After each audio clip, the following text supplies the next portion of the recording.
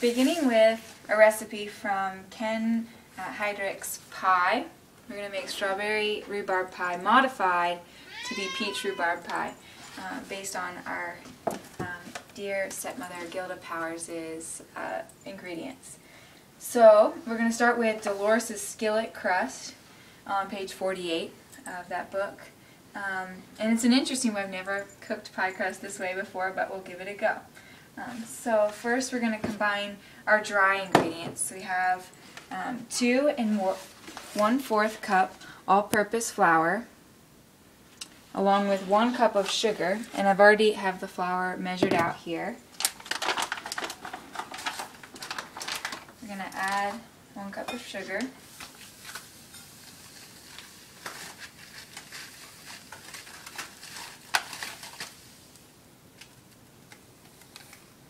Okay, and then it also calls for 1/4 teaspoon of salt.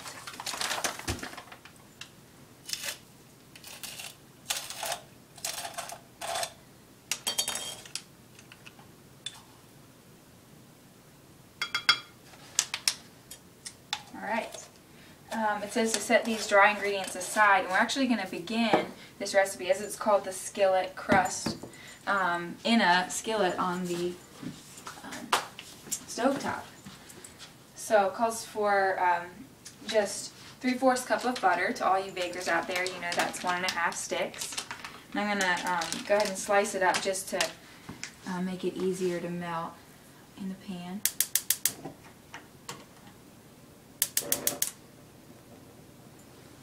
And it doesn't say what, oh, it says medium heat, medium to low heat, so do that.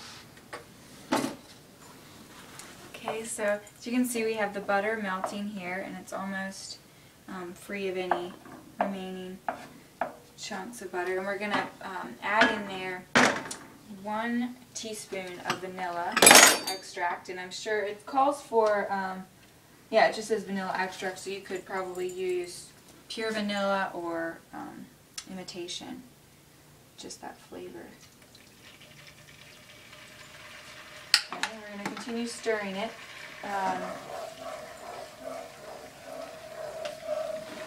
Now, after we stir, we're going to now add the dry ingredients and actually either remove it from the heat if you have an electric stove, or turn off the heat if you have gas. So one thing that's important to remember is to sift or mix your dry ingredients before you add them to any wet ingredients. That just avoids, you know, probably less importantly when you're doing it in a skillet here, but when you're mixing for cookies, you know, it minimizes the chance that you'll have, you know, no baking powder in half your batch and some baking powder in the rest. So it allows everything to rise and have the same consistency. Okay, we're going to go ahead and add the dry ingredients. Turn off the heat.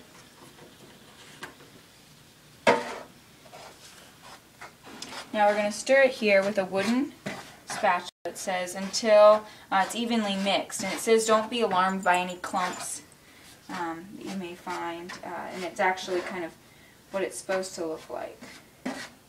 To be clumpy. And this is going to be our pie crust, to which it's really simple after this. You know, we'll just add the fruit and sugar and spices to that and stick it in the oven.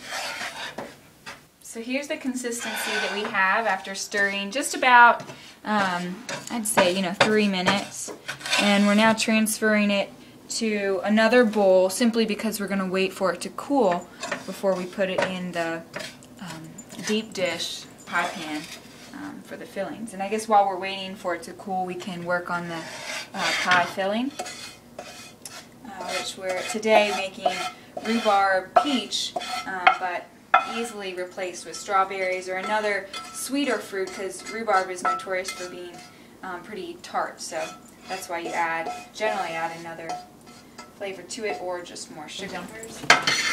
Okay, yeah, next we're going to work on the filling. Coveralls. We have our fruit here, and it's 4 cups of rhubarb and 2 cups of peaches. Greenish. We just combine them here. Same color as the air voice? It also calls for 3/4 cup of yeah, sugar. Yeah, I think it's pretty much the same color.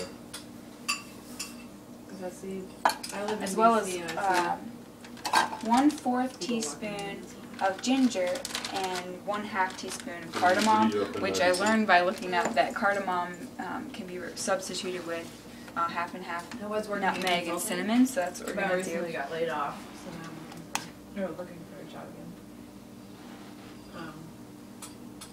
Yeah, we were. That's So that's the nutmeg.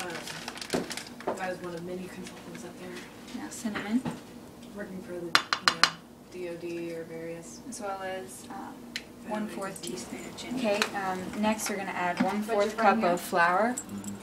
Did you guys go to school together? Yeah, cool. That just helps to thicken Chris, the filling. Oh. As well as juice from 1 lemon. And to get this soft enough to squeeze, you just roll it on the counter or microwave it and go at it.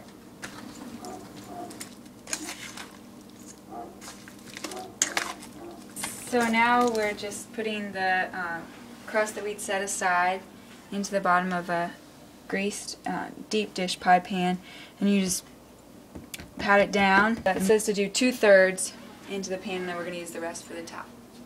Okay, next, now that we've let this pie filling sit for 10 minutes, we're just going to put it into the crust, which you can see we've pressed down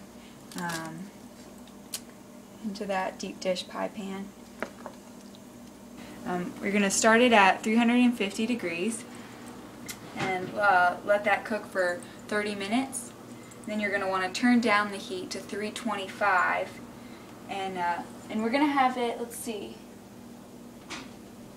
at that point you're going to want to rotate the pie to 180 degrees, just so that in case there's some unevenness to your oven, it's going to cook each side evenly.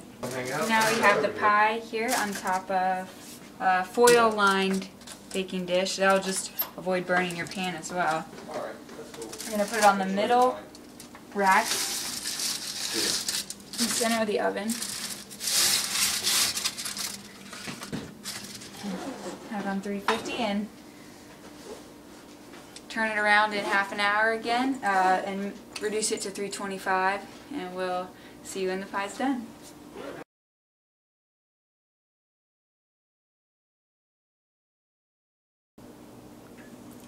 Here we are,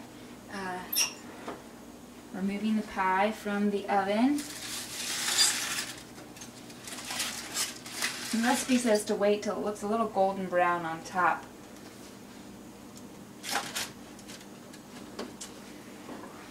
And it smells pretty good. Now we'll just let it cool, and this is about 2 hours before serving. Thank you so much for watching. Merry Christmas and God bless you.